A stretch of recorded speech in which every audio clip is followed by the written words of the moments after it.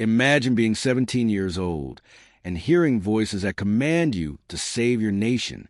Now imagine actually doing it, leading armies, crowning kings, changing the course of history. Then imagine being burned alive for it before your 20th birthday. This isn't fiction. This is the story of Joan of Arc, a peasant girl who couldn't read or write, yet outsmarted royal courts, military commanders, and the most powerful men in Europe.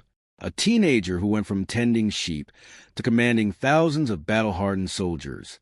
A young woman whose legend has outlived empires, inspired revolutions, and continues to mystify historians 6 centuries later.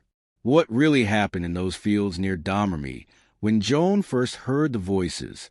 How did an illiterate farm girl convince a desperate prince to give her an army?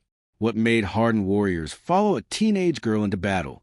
And perhaps most hauntingly, what were her final words as the flames rose around her? The story you're about to hear will shake everything you thought you knew about the Middle Ages, about warfare, about faith, and about what one person can accomplish when they refuse to accept the world as it is. January 6th, 1412. Domremy, France. A tiny village on the border between loyal French territory and lands controlled by Burgundy. French nobles who had betrayed their own country to side with England. Into this world of war and uncertainty, Joan was born to Jacques d'Arc and Isabelle Romee, simple farmers who could never have imagined what their daughter would become. France in 1412 was dying. The 100 Years' War had been ravaging the country for decades. English armies had slaughtered French knights at Crécy and Agincourt.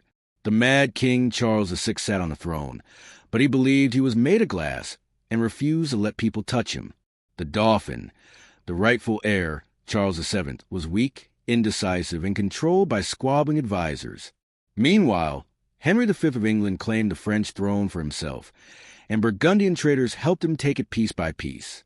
Joan grew up watching soldiers march past her village.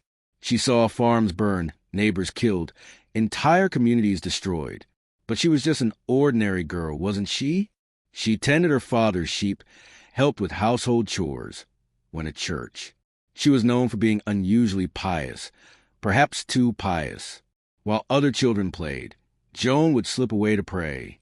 Then, when she was 13 years old, everything changed. It was summer, midday in her father's garden. Suddenly, a brilliant light appeared on her right side. Joan was terrified, and then she heard the voice. Clear, unmistakable, commanding. She later testified that it was the Archangel Michael himself, accompanied by Saints Catherine and Margaret. What did the voices say? At first, they simply told her to be good, to go to church, to live virtuously. Joan told no one. Imagine being 13 and hearing divine voices. Would you tell your parents? Your friends? She kept this earth-shattering secret, continuing her daily life while the voices grew stronger, more specific, more demanding. By the time she was 16, the messages had become impossible to ignore. The voices now gave her an explicit mission. She must go to the Dauphin Charles. She must save the city of Orléans, which was under siege by the English. She must see Charles crowned as the rightful king of France at Rheims Cathedral. And she must drive the English out of France entirely. Think about this for a moment. Joan was a teenage peasant girl in the 1420s. Women had virtually no rights. Peasants had no voice. The idea of a girl approaching the royal court, let alone claiming divine authority, was absurd, insane, heretical even. Joan knew this. She resisted the voices. She wept. She begged for a different path. But the voices were relentless. May 1428. Joan was 16, and she could resist no longer. She convinced her uncle, Durand Laxart, to take her to the nearby town of Vaucouleurs, where the local military commander, Robert de Baudricourt, held court. She would ask this commander for an armed escort to see the Dauphin. When Joan first appeared before Baudricourt, he laughed in her face. This peasant girl wanted to save France? He told Laxart to take her home and give her a good beating. Joan returned to Domremy, but the voices grew even more urgent. She had to try again. In January 1429, Joan returned to Vaucouleurs. This time, something was different. Perhaps it was her absolute conviction. Perhaps it was the desperate military situation. Orléans was about to fall, and if it did, all of southern France would belong to England. Or perhaps Joan made a prediction that convinced him. According to some accounts, she described a French military defeat near Orléans that Baudricourt only learned about weeks later, proving her claims of divine guidance. Whatever the reason, Baudricourt gave in. He provided Joan with men's clothing. Traveling as a woman would be impossibly dangerous. A horse, and a small escort of soldiers. In late February 1429, Joan and her escorts began an 11-day journey across enemy territory to reach Chinon, where the Dauphin was staying. This journey alone was miraculous. They had to cross over 300 miles through war-torn countryside controlled by Burgundians and English. They traveled mostly at night, fording icy rivers, avoiding patrols, racing against time. Joan's companions later testified that she never showed fear, that she seemed to know which paths were safe, that her presence gave them courage they couldn't explain. March 9th, 1429. Chinon Castle. Joan of Arc was about to meet her king. Except Charles VII wasn't yet the king. He was the Dauphin, the uncrowned heir, surrounded by advisors who considered him weak and indecisive. When word reached Chinon that a peasant girl claiming to hear voices from God wanted an audience, Charles's court erupted in skepticism and mockery. Some counselors advised turning her away immediately. Others suggested she might be a witch. But Charles was desperate. The English were winning. Orléans was under siege. He was running out of money, troops, and hope. What did he have to lose by meeting this girl? What happened next has become legendary. According to the accounts, Charles decided to test Joan. When she was finally admitted to the Great Hall, he disguised himself among his courtiers, placing another man on the throne dressed in royal robes. There were over 300 people in that crowded room. Joan had never seen Charles before. She had no idea what he looked like.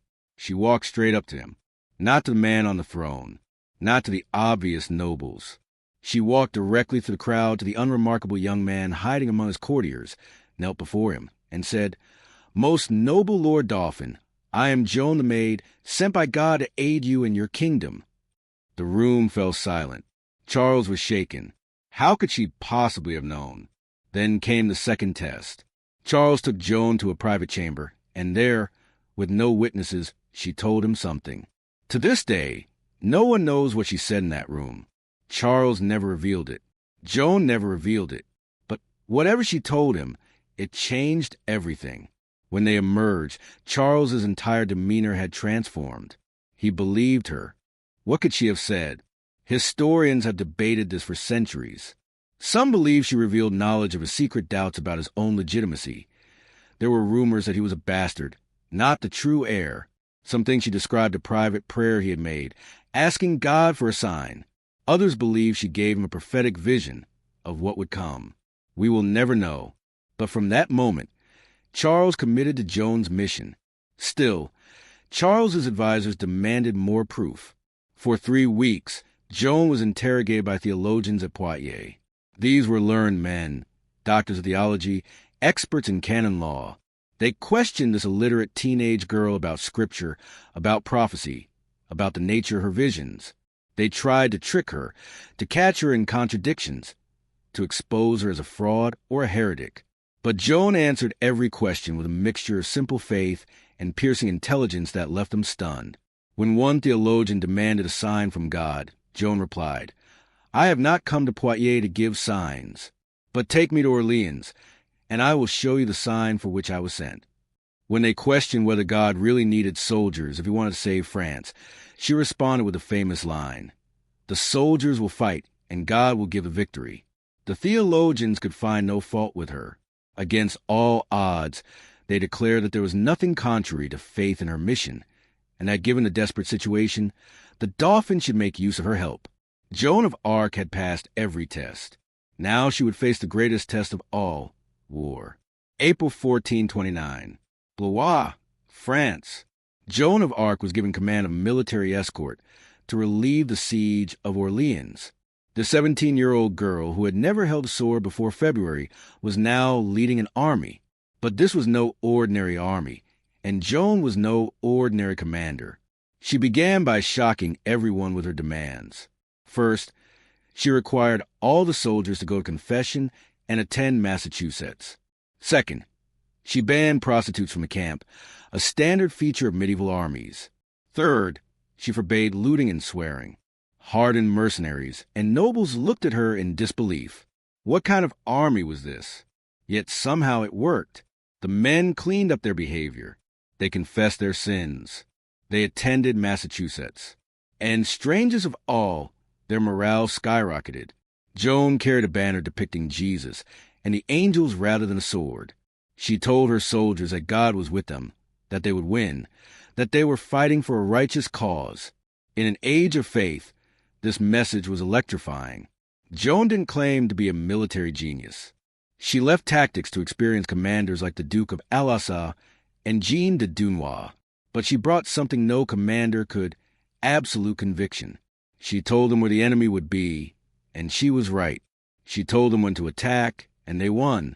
She told them to have courage, and they found it.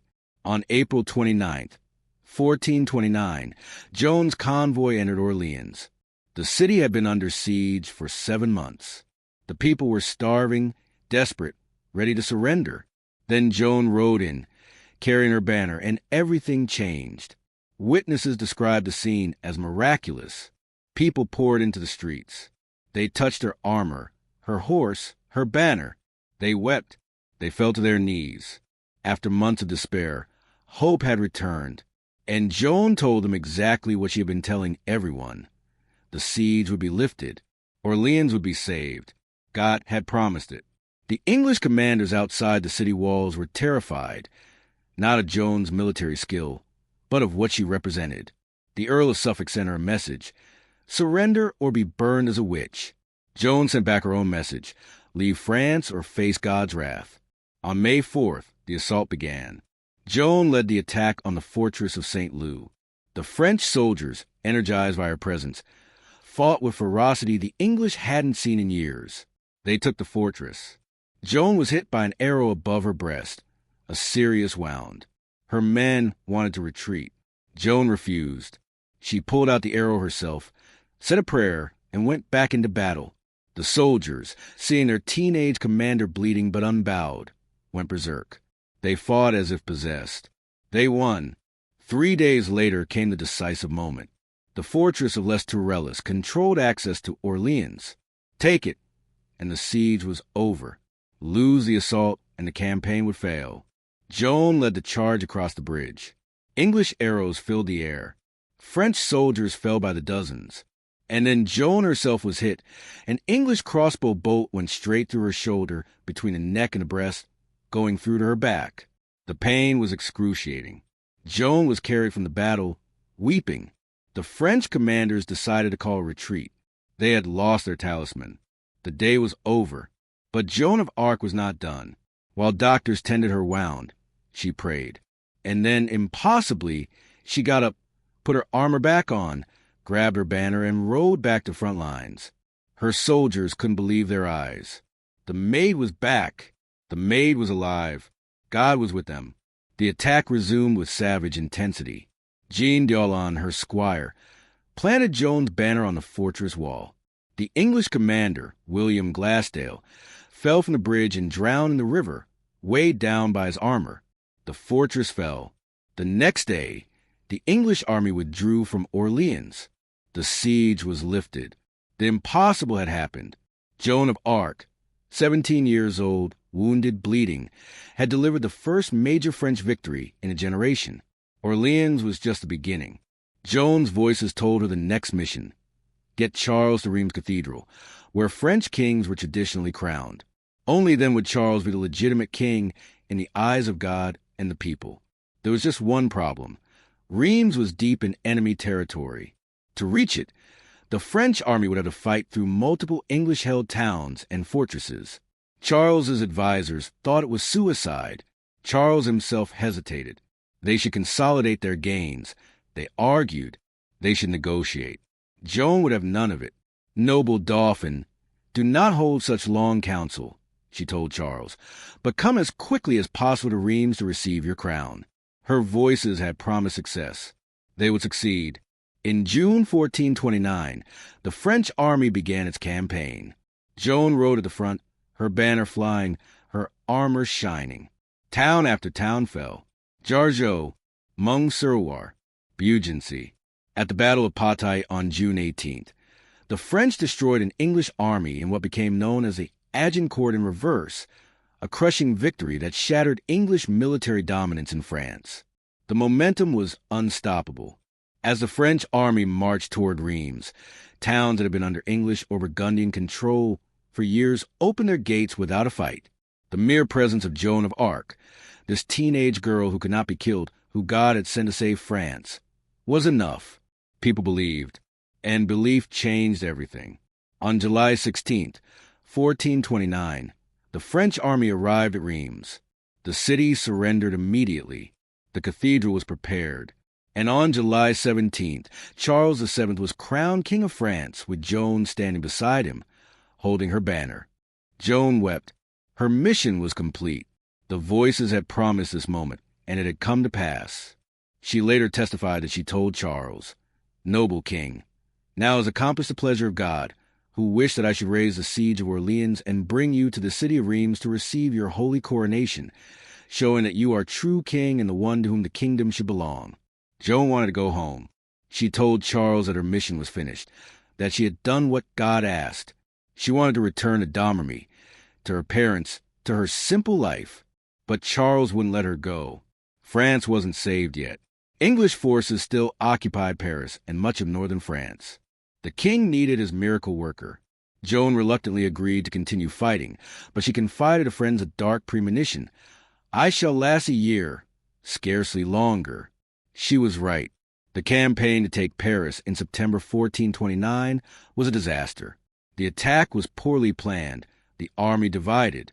Joan was shot in the thigh by a crossbow bolt and had to be carried from the field. For the first time, the Maid had failed. Worse, Charles was listening to advisors who wanted peace negotiations with Burgundy rather than military campaigns. They saw Joan as a threat, an uncontrollable peasant girl who had too much influence over the king. They began undermining her, excluding her from military decisions, delaying her requests for troops. Joan felt the tide turning. Her voices grew more urgent, more ominous. They warned her of betrayal, of capture, but not of the outcome. "Take it all in good part," they told her. "Do not be concerned about your martyrdom. In the end, you will come to the kingdom of paradise." Martyrdom. On May 23rd, 1430, Joan was defending the town of Compiègne from a Burgundian siege. During a skirmish outside the walls, Burgundian forces surrounded her company. Joan fought desperately to cover the retreat of her soldiers. She was the last to fall back toward the city gates. And then, catastrophically, someone closed the gates while Joan was still outside. To this day, historians debate whether this was panic, mistake, or betrayal. All we know is that Joan of Arc, surrounded by enemies, was pulled from her horse by a Burgundian archer. The Maid was captured. The English rejoiced. They had finally caught the witch, the heretic, the devil woman who had humiliated them. The Burgundians, knowing her value, sold her to the English for 10,000 francs. King Charles VII, the man Joan had crowned, the man she had risked everything to serve, did nothing to rescue her. He didn't send a rescue mission. He didn't offer a ransom. He didn't negotiate. The king abandoned the teenager who had saved his kingdom. Joan was thrown into prison. She was chained to a wooden block in a dark cell. English soldiers guarded her constantly, a terrible indignity for a young woman. She attempted escape once, throwing herself from a 60-foot tower, but survived the fall only to be recaptured. The English wanted her dead, but they wanted her executed legally. So they handed her to the Inquisition, the church's mechanism for trying heretics. The trial will be held in Rouen, in English-controlled territory, overseen by Pierre Cauchon, the Bishop of Beauvais, a man who owed his position to English support. The trial was a sham from the beginning. Joan faced dozens of theologians and lawyers alone, without an advocate, still a teenager, still in chains. They interrogated her about her voices, her visions, her male clothing, her military campaigns. They tried to trap her into admitting heresy.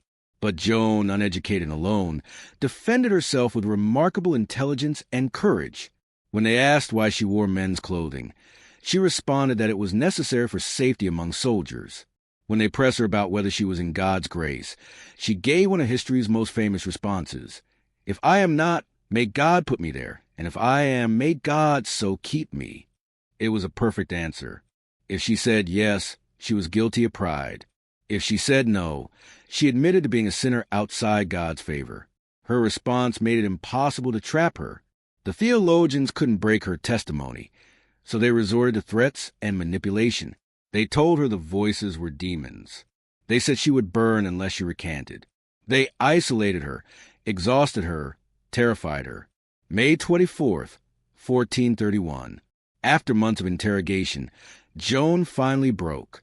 Exhausted, terrified of burning, threatened with immediate execution, she signed a document of abjuration, a statement recanting her claims and promising to obey the church. In exchange, her sentence was changed from death to life imprisonment. But there was a trap. Part of her abjuration required her to wear women's clothing. Joan agreed, but then, according to the guards, when she woke up in her cell, her women's clothes were gone and only men's clothing remained. Whether this was a deliberate trick by her captors, or whether Joan chose to wear men's clothing again, we'll never know. When Pierre Cauchon learned that Joan had relapsed into wearing men's clothing, he was triumphant. A relapsed heretic could be burned. On May 28th, he visited her cell and asked why she had resumed male dress. Joan's answer was devastating. "I did this by my own will. No one forced me. I prefer men's clothing to women's." Then she said something even more shocking. Her voices had returned. They had condemned her for signing the abjuration. She had betrayed them through cowardice. "Everything I did was out of fear of the fire," she admitted. "I would rather do penance all at once, that is, die, than endure prison any longer." That was it. The church declared her a relapsed heretic. The sentence was death by burning. May 30th, 1431. The old market square of Rouen. Joan of Arc was led to the stake wearing a long white robe. A paper crown was placed on her head, reading "Heretic, Relapse, Apostate, Idolater." She was 19 years old. Witnesses to her execution left detailed accounts. Joan asked for a cross. An English soldier made one from 2 pieces of wood and gave it to her. She kissed it and held it against her chest. A priest fetched a crucifix from a nearby church so she could see above the flames. As they lit the fire, Joan prayed aloud. She called upon Saints Michael, Catherine, and Margaret, the voices that had guided her entire life. She forgave her executioners. She prayed for her enemies. She prayed for the king who had abandoned her. And as the smoke rose and the flames climbed higher, Joan of Arc cried out one word 6 times. "Jesus, Jesus, Jesus, Jesus, Jesus, Jesus." Then she was gone. The executioner later testified that he had been ordered to rake apart the fire after her death so the crowd could see her charred body and know she was truly dead, that she wasn't a spirit who had vanished. They found her heart and intestines intact among the ashes. So they burned everything again and threw the remains into the Seine River. The English executioner wept. "We are lost," he said. "We have burned a saint." The English thought they had won.